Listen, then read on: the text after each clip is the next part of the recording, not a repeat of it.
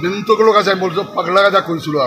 আমি এজন পাগলা গাজা পাইছি হঠাৎ কে রাতে চিন্তা করে টোপনি তো নহয় যেতিয়া জাগি থাকে এইব খালি চিন্তা কৰে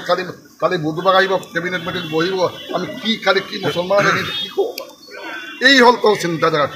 এনেকা মানুহ মই ভাবোঁ যে পৃথিৱীৰ মাজত এনেকা নিকৃষ্ট মনোভাৱাপন্ন চিফ মিনিষ্টাৰ বুলি এনেকা মানুহ ৰাজনৈতিক মানুহ আমি নাই